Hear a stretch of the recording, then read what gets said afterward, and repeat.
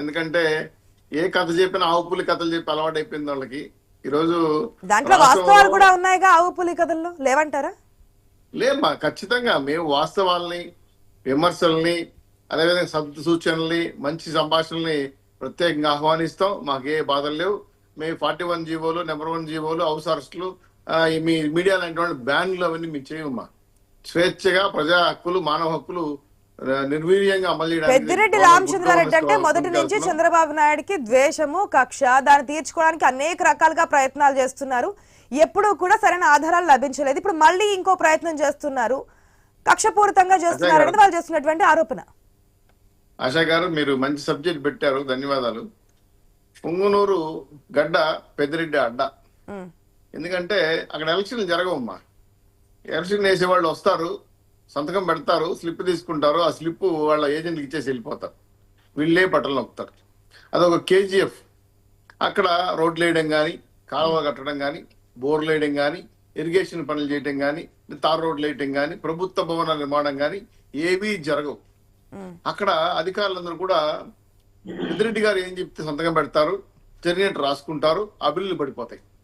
పొరపాటున అక్కడ పాడి ఆవులు ఎవరైనా పాలు వేరే వాళ్ళకి పోయాలంటే కూడా ఒప్పుకోరు. అప్పుడా ఇప్పుడా? అప్పటి నుంచి ఇప్పుడు జరగట్లేదు కాబట్టి తరివేశారు, కాన్సెషన్ తరివేశారు. మీరు రానివ్వట్లేదు అంటారు వాళ్ళే, మీరేమో తరివేశారంటారు, మీరేమో వాళ్ళేమో మమ్మల్ని రానివ్వట్లేదు మా కాన్స్టిట్యున్సీకి అంటారు. ఓకే, టాపిక్ వద్దాం. ప్రజల వ్యతిరేకత ఆ విధంగా ఉంది కాబట్టి వాళ్ళు తరిమే రాలేకపోతున్నారు. అయితే మీరు కంటెంప్ట్ మీ సబ్జెక్ట్ కాడికి వస్తున్నారు. అంటే ఇంత నేరాలు ఏ విధంగా జరిగాయంటే, ఒకప్పుడు తెలుగుదేశం పార్టీ కార్యకర్తలు జెండాలు పట్టుకోకపోతే వాళ్ళు బట్టలు పెరిగిన సంఘటన మర్చిపోయారా? అలాగే ఆ కాన్స్టిట్యున్సీలో మా బాబు గారు పర్యటన చేస్తారంటే ఇరిగేషన్ పనులు సరిగా జరగడం లేదంటే ఆయన మీద రాళ్ల వర్షం వేశారు, కర్రలతో కొట్టారు, తినాడు, అటెంప్ట్ టు మర్డర్ కేసు పెట్టారు. సో అదొక నియంత్రిత పరిపాలన. ఈరోజు మీరు అన్నట్టే 22 ఎకరాలు 21 ఎకరాలు ఉన్నింది 81 లో కొన్నాడంట. 23 పేదోడు కదమ్మా, ఖచ్చితంగా భూములు గుడ్లు పెడతాయి. ప్రత్యేకంగా 75 ఎకరాలు అయిపోయినాయి. అది కూడా మాకు ఆశ్చర్య విషయం ఏంటంటే చుట్టూ ఫారెస్ట్ భూములు, మధ్యలో పట్టా భూమి పెట్టొస్తే మాకు అర్థం కాదు. సో ఈ పట్టా భూములు ఏ విధంగా ఆధారాలు ఉన్నాయంటున్నారు కదా మీరు చెప్పిన దాంట్లో మరొక పాయింట్. ఇక్కడ ఆధారాలు ఉన్నాయని చెప్పి నిన్న ప్రెస్ మీట్ లో ఆయన చెప్పినటువంటి సందర్భం మీరు చూసే ఉంటారు. ఇంకోటి ఏమంటున్నారంటే, ఆనాటి ప్రతిపక్ష నేత ఈనాటి సీఎం వెళ్ళినప్పుడు ఏ విధంగా చేశారు ఏంటి ఇవన్నీ కూడా చెప్తూ ఉన్నారు. అవన్నీ దృష్టిలో పెట్టుకునే కక్ష సాధింపులకు పాల్పడ్డారంటుంది గత అధికార పార్టీ. అమ్మా, ఈరోజు అడవి భూముల్లో ప్రభుత్వంతో రోడ్లు వేయడం కక్ష సాధింపు చర్యల, అటవిక ప్రాంతంలో ఎన్ఆర్జీస్ అంటే గ్రీన్ ట్రిబ్యునల్ కి వ్యతిరేకంగా ఫామ్ హౌస్లు కట్టడం పర్మిషన్ లేకుండా కక్ష సాధింపు చర్యల, ఒక 400-500 ఆవులు గేదెలు పెట్టుకొని షెడ్లు నిర్మించుకొని విలాసవంతమైన భూములు మేము షెడ్లు వేసుకొని వ్యాపారం చేసుకోవడం అదే కక్ష సాధింపు చర్యల, అనవసరంగా హై వోల్టేజ్ ఉన్నటువంటి ఎలక్ట్రిసిటీ లైనింగ్ ని సొంత భవనాలకు మార్చుకొని వేసుకోవడం అనేది కక్ష సాధింపు చర్యల, అటవిక భూములు నిర్మించాల్సిన జంతువుల ప్రదేశాన్ని ఆక్రమించుకోవడం కక్ష సాధింపు చర్యలు అడుగుతున్నాం. ఎందుకంటే ఈరోజు మంత్రిగా ఉన్నావు, గత ప్రభుత్వంలో నువ్వు చెప్పింది వేదం, నీ అధికారులు అందరూ నీకు అనుకూల అధికారులు చేసుకున్నావు, ఫైల్ మీద సంతకం పెట్టేశారు, బ్రహ్మాండంగా ఫామ్ హౌస్లు కట్టేశారు. సో ఇది వారసత్వం ఎవరిదమ్మా? జగన్మోహన్ రెడ్డి గారు ఋషికొండ గారి మీద కట్టారు బ్యాలెన్సులు. సో ఆయన కడితే నేను ఎందుకు కట్టుకోకూడదు? తప్పు కాదు కదా. సో ఆలోచనతో ఆయన కట్టుకున్నాడు. సో ఈ రోజు అది ప్రభుత్వం వ్యతిరేకిస్తా ఉంది, ప్రజలు ఆస్తి అని చెప్తున్నాం. ఆటో శాఖ సంబంధించిన సెక్షన్లు కొన్ని ఉన్నాయమ్మా. అసలు రిజర్వ్ ఫారెస్ట్ లో ఎంటర్ కావాలంటే ఆ వరస కూడా ఇవ్వు. మరి ఆ సెక్షన్లు ఎందుకు పనిచేయటం లేదు? నాన్ బెయిలబుల్ కేసులు ఎందుకు పనిచేయటం లేదు? అర్థం కావట్లా. సో టోటల్ గా ఏంటంటే కబ్జాకు గురైన అడవి ప్రాంతాన్ని నిలిచేయమని చెప్పి అటవీ శాఖలతో ఉన్నటువంటి ఐఎఫ్ఎస్ అధికారితోనూ, కలెక్టర్తోనూ, ఎస్పీ గారితో విచారణ చేస్తున్నారు. తొందరలో అరెస్ట్ కూడా చేయబోతారు, అనుమానమే అక్కర్లేదు. ఇవి కాకుండా చాలా భాగవతాలు కూడా బయటపడుతున్నాయి. తప్పులు చేసిన వాళ్ళు ఖచ్చితంగా అంటే ఉంటుందని, ఉపదిన వాళ్ళు నీదాకా తప్పదు కాబట్టి, తప్పులు చేసిన వాళ్ళు ఖచ్చితంగా శిక్షార్హులే అవుతారు. కాబట్టి దీనికి సమాధానం చెప్పందంటే, మేము ఎప్పుడో కొనుక్కున్నాము, అవి ఇప్పుడు బాగా డెవలప్ అయిపోయినాయి. మరి 22 ఎకరాలు 20 ఎకరాలు అటవీ భూములు మధ్యలోనే కొనుక్కున్నారు, ఇప్పుడు 75 ఎకరాలు అయినా నాకు అర్థం కాలేదు. సో ఇది కక్ష సాధింపు చర్యలు అంటే ప్రతిదీ ద్వారంపూడి చంద్రశేఖర్ కావచ్చు, ఇంకోరు కావచ్చు, తప్పులు చేశారు, జైలుకి పోయారు, స్టేలు తెచ్చుకుంటారు, బెయిల్ తెచ్చుకుంటున్నారు. తప్పదు కదా. ఎవరైతే తప్పు చేశారో కఠిన చర్య తీసుకున్నాం. సో మాకు డైవర్టింగ్ పార్టీస్ అక్కర్లేదు. మేము సూపర్ 6 అమలు చేయడానికి సిద్ధంగా ఉన్నాం. మేము ఇచ్చిన ప్రకారం మాట ప్రకారం ఇచ్చి తీరుతాం, మాకు అనుమానం అక్కర్లేదు. కాబట్టి మీ నాయకులు, మీ పార్టీ నాయకులు చేసిన భాగవతాలు నెల ఒకటి వచ్చి పడుతున్నాయి. నేలమాలిక లాగా తుబై గుదికి అవినీతి అక్రమ ఆస్తులన్నీ బయటపడిపోతున్నాయి. విచారించాలా, అభివృద్ధి చేయాలా, సంక్షేమం చేయాలా? 5 ఏళ్లలో విధ్వంసం చేసేసారు. ఆ ఇందు లేదు అందుకని ఇందుకు అవినీతి. సో మీరు భూతాన్ని అవినీతి బయట పెట్టడానికి వేరే డిపార్ట్మెంట్స్ ఉంటాయి, డెవలప్మెంట్ చేయడానికి వేరే డెవలప్మెంట్స్ ఉంటాయి, వేరే డిపార్ట్మెంట్స్ ఉంటాయి, సంక్షేమం ఇవ్వడానికి వేరే డిపార్ట్మెంట్స్ ఉంటాయి. ఒక డిపార్ట్మెంటే అన్ని కోణాల్లో కాదు కదా. ప్రభుత్వం అన్నాక మీరు అన్నట్టు అభివృద్ధి సంక్షేమంతో పాటు తప్పు చేసిన తుప్పలు కొట్టాలి కదా. ఆ పని కూడా ఉంది మాకు. అది ఎక్కడ జరుగుతుంది అంటున్నారు? చెయ్యండి, కానీ ఎక్కడ అంటున్నారు? మీకు ఆ పాయింట్ అర్థం కావట్లేదు. ఫస్ట్ నుంచి ఆరోపణలు చేస్తున్నారు కదా, ఎక్కడ అని. ఆశా గారు మీరు అడిగిన ప్రశ్న సమాధానం స్టేట్ చెప్తున్నాను. పొరపాటు చేశారా, వెంటనే వచ్చి కాలు చేతులు తీసేయండి, కృషి చేసేయండి. ఇది ప్రజాస్వామ్య వ్యవస్థ అమ్మా. చట్టపరంగా పూర్తి ఆధారాలు తీసుకొని ప్రభుత్వ పరంగా చర్యలు తీసుకుంటారు తప్ప కక్ష సాధింపులు ఎక్కడ మేము చేయదలుచుకోవాలి. అట్లా అనుకుంటే వాళ్ళ గవర్నమెంట్ లో చిరుమరణం చేశారు, మూత్ర విసర్జన చేశారు, దళితుని చంపేశారు, అనేక అంశాల పైన అడిగిందని కూడా ప్రశ్న లేకుండా 90 ఏళ్ల ముసలాం జైల్లో పెట్టారు పోస్ట్ పెట్టిన దానికి. అదే హైకోర్టు న్యాయమూర్తుల్ని దుర్మార్గంగా మాట్లాడారు. ఇవన్నీ కూడా మేము చూసాం.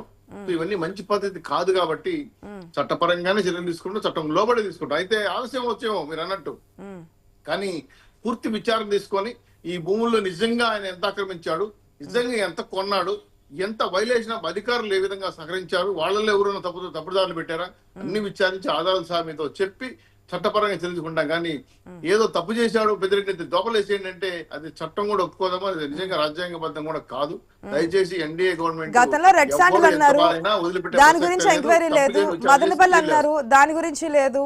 ఇప్పుడు మళ్ళీ అటవీ భూములను ఆక్రమణించారని చెప్పి మళ్ళీ ఇప్పుడు కొత్త అంశం తెరమే తీసుకొస్తున్నారు. అన్ని ఒకదాని తర్వాత ఒకటి తీసుకొచ్చి మా మీద వేయడం తప్పించి దాంట్లో విచారణ చేయడానికి ఎంతకాలం పడుతుంది, ఎంత సమయం కావాలి అనేదే కదా ప్రశ్న. చాలా మంచి ప్రశ్న వేశారు. కొన్ని కేసులు ఏ విధంగా కోర్టులు విచారిస్తాయి మీకు తెలుసు, ఎన్నేళ్లు పట్టిందో మీకు తెలుసు. ఇలా కాకుండా చట్టాన్ని మా చేతులు తీసుకొని నియంత్రిత పరిపాలన చేయకూడదు కదా, తప్పు కదా, ప్రజాస్వామ్య వ్యతిరేకం కదా అది. మీరే అంటారు ఏమైనా తప్పు చేశావు కానీ విచారణ ఇది, ఎన్ని భూములు కట్టావు, ఎంత లాభం తీసుకున్నావు, నిజంగా ఆక్రమణ చేశారు, విచారణ ఇలా జైలేస్తామని మన మీడియానే అడుగుతుంది రేపు. కాబట్టి మేము మీడియా వాళ్ళు సమాధానం చెప్పాలి, ప్రజాస్వామ్య పద్ధతిలో పరిపాలన చేయాలి, ప్రజలకు సమాధానం చెప్పాలి. అయితే వాస్తవం జరిగింది తప్పు, ఆ తప్పును ప్రజల ముందు పెట్టాం. తుప్పు రేకొట్టే పని న్యాయ వ్యవస్థ చేస్తుంది. చట్ట వ్యతిరేకంగా ఎవరైతే చేశారో దాంట్లో ఇంకో అధికారులకు సహకరించారనే విషయం కూడా సమాచారం వచ్చింది. అధికారులు కూడా విచారణ చేస్తున్నాం. ఎందుకంటే ఈ భూములు డైవర్ట్ కావడానికి సంతకాలు పెట్టిన అధికారులు కూడా ఉంటారు.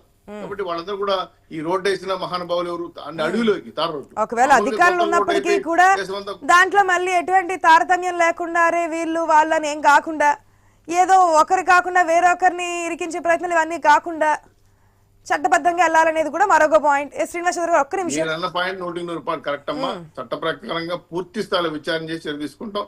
ఏ కేసు చూడండి, మీరు అన్నారు కదా అది వదిలేసేది ఏది వదలరమ్మా, అన్ని జరుగుతున్నాయి.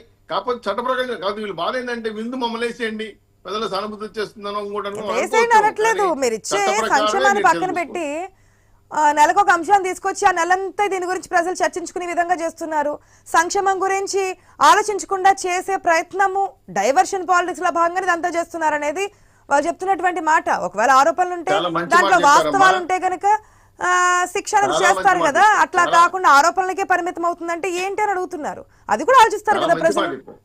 చాలా మంచి ప్రశ్న, మంచి మాట కూడా చెప్పారు. ఇప్పుడు పక్క రాష్ట్రం నుండి ఈ రాష్ట్రం కనపడదమ్మా.